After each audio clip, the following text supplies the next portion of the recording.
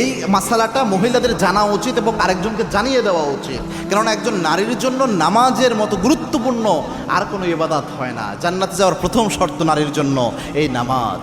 এবং কি আল্লাহর হাবিব সাল্লাল্লাহু আলাইহি ওয়াসাল্লাম জানিয়েছেন, আল মারআতু ইযা সাল্লাত খামসাহা ওয়া সামাত শাহরাহা ওয়া আতাআত বালাহা ওয়া হাফিজাত ফুরুজাহা।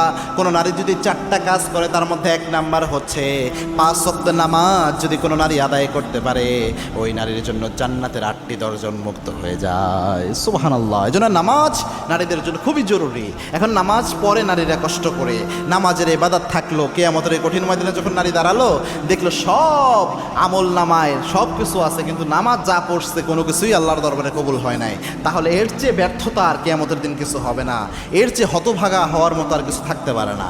কোন সমস্যাটা দেখেন, নামাজ যখন পড়ে 3 পিস পরে যখন নামাজ পড়ে 3 পিস এমনি লম্বা, বাট আল্লাহু আকবার বলে যখন নারী হাত উঠায়, যে মহিলারা 3 পিসের আপনার হাতা যদি এই যে আপনার কবজির এই জায়গাটা এখান থেকে যদি এদিকে চলে আসে, আবার আপনি যখন সেজদায় গেলেন হাতাটা এখান থেকে নিচের দিকে চলে আসলো, এই যে অংশটুকু বের হলো, এটা কিন্তু আপনার ঢেকে রাখা জরুরি নামাজের সময়। শুধু আপনার মুখমণ্ডল খোলা থাকবে আর পায়ের নিচের অংশ, পায়ের পাতার ওই জায়গাটুকু খোলা থাকবে, আর পুরো শরীরটা কভার হইতে হবে অনেক মারাত্মকভাবে। হাতের এই কবজি পর্যন্ত আপনি অবশ্যই ঢেকে রাখতে হবে, বাকি অংশটুকু খোলা থাকতে পারে, কিন্তু বাকি পুরোটাই আপনার ঢেকে ফেলতে হবে। এখন যারা 3 পিস পরেন, যারা শাড়ি পরে নামাজ পড়েন, আপনার কেমনে ঠিক থাকে আপনি আমারে বুঝান। 3 পিস এবং অনেকে দেখবেন প্লাজো পরে, প্লাজো পায়জামা যেগুলো ওই যে একদম ঢিলে ঢালা, হালকা বাতাস আসলেও একটু পায়জামা উপরে দিকে উঠে যায়, টাকনুর উপরে উঠে যায়, এটা দিয়েও তো সঠিকভাবে নামাজ হয় না।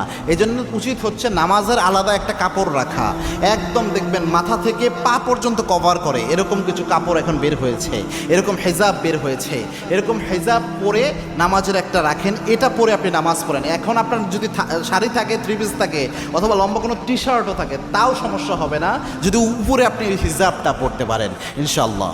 3 পিস পরে নামাজ